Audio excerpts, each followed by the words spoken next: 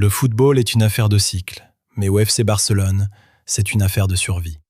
Alors que l'Europe entière commence à trembler devant la verticalité retrouvée d'Hansi Flick, une autre guerre, plus silencieuse, se joue dans les bureaux et sur les pelouses de la Liga. On ne parle plus seulement de schéma en 4-2-3-1 ou de pressing haut. On parle d'un club qui, pour certains, redevient trop puissant trop vite. Entre des décisions arbitrales qui interrogent, une offre astronomique de 80 millions d'euros venue de l'ombre pour un joueur hier encore indésirable et une quête obsessionnelle pour une nouvelle charnière centrale, le Barça entre dans la zone rouge de sa saison. Est-on en train de voir la naissance d'un empire ou le début d'un sabotage organisé? Aujourd'hui, on plonge dans les entrailles du projet catalan. Prenez un café, installez-vous. On va parler de football, de politique et de millions. Pour comprendre la nervosité qui règne au Camp Nou, il ne faut pas regarder les statistiques de possession, mais les rapports de Mundo Deportivo. Un malaise s'est installé, un sentiment que le Barça doit jouer avec un handicap invisible. Regardez Alejandro Quintero. 32 ans, l'étoile montante.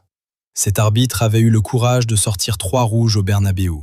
Résultat, une humiliation publique par le délégué des arbitres du Real Madrid, Mejía Dávila, devant les caméras. Depuis, son arbitrage au Camp Nou a changé. C'est subtil, c'est une faute non sifflée au milieu de terrain qui casse une transition. C'est une permissivité inhabituelle sur les contacts rugueux contre Pedri. Le Barça ne demande pas de faveur. Il demande de l'équité dans un championnat où chaque point est une lame de rasoir. Cette pression médiatique et institutionnelle est le premier adversaire de Flick, bien avant l'Atlético ou le Real. Parlons terrain. Le système de Flick repose sur une folie, une ligne défensive située à 40 mètres de ses buts. Pour que cela fonctionne, il faut des monstres de lecture et d'agressivité. C'est là que le retour de Ronald Araujo change tout. L'Uruguayen, après des mois de calvaire physique, a rappelé contre Albacete pourquoi il est le meilleur défenseur pur du monde dans le 1 contre 1. Mais le problème, c'est Jules Koundé. Le Français semble s'essouffler. Son manque de remplaçant naturel et sa baisse d'intensité dans le repli inquiètent le staff. C'est pour ça que Deco s'active. L'intérêt pour Lisandro Martinez et Alessandro Bastoni n'est pas un hasard. On cherche des profils de relanceurs agressifs. Lisandro apporte cette grinta sud-américaine et une sortie de balle sous pression que Koundé a perdue. Bastoni, lui, c'est l'élégance italienne, le cerveau capable de transformer une récupération en occasion de but en 3 secondes. Flick veut doubler les postes pour ne plus subir l'usure physique qui guette son 11 type. C'est l'information qui a fait l'effet d'une bombe dans les rédactions. Chelsea propose 80 millions d'euros pour Ferran Torres. Il y a 1 an, on l'aurait emmené à l'aéroport gratuitement. Mais aujourd'hui, Ferran est devenu le soldat parfait de Flick. Polyvalence, volume de course, intelligence dans les appels. Chelsea voit en lui le complément idéal pour leur chaos offensif. Mais le Barça a dit non. Pourquoi? Parce que le club ne veut plus vendre par nécessité, mais construire par ambition. Deco veut prolonger son contrat. C'est un message fort envoyé à l'Europe. Nous ne sommes plus un supermarché. Cependant, d'un point de vue analytique, vendre un joueur de rotation 80 millions pour financer 2 défenseurs de classe mondiale comme Bastoni ou Lisandro, la question mérite d'être posée. Est-ce que le romantisme du projet doit primer sur l'opportunisme financier? C'est le grand dilemme de Laporta à l'approche des élections. Au milieu de cette tempête, il y a des constantes.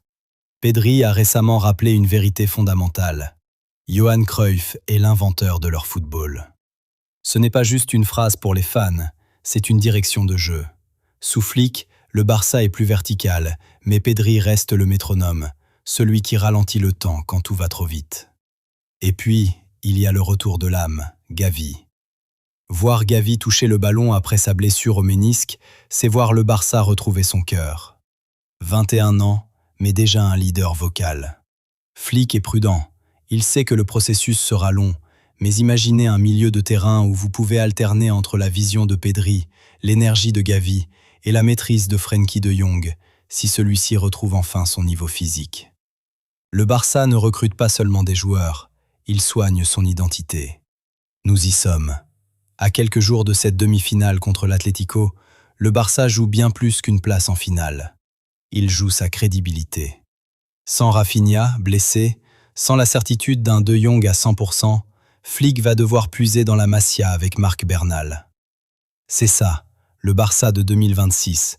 Un mélange de pragmatisme allemand, de jeunesse insouciante et de résistance politique. Le club est harcelé sur le plan arbitral, courtisé sur le plan financier pour ses joueurs et observé avec méfiance par ses rivaux. Mais si Araujo reste solide, si Gavi revient à son niveau et si Deco parvient à sécuriser un Lisandro Martinez, alors ce Barça ne sera plus seulement une équipe qui joue bien, ce sera une machine à gagner. Le projet de Laporta est à son apogée ou à son point de rupture. Et vous, qu'en pensez-vous? Est-ce que ce Barça est armé pour tout rafler malgré les bâtons dans les roues? On se retrouve en commentaire. N'oubliez pas le pouce bleu et l'abonnement pour ne rien rater de cette épopée sur la Foot Chrono. Visca Barça.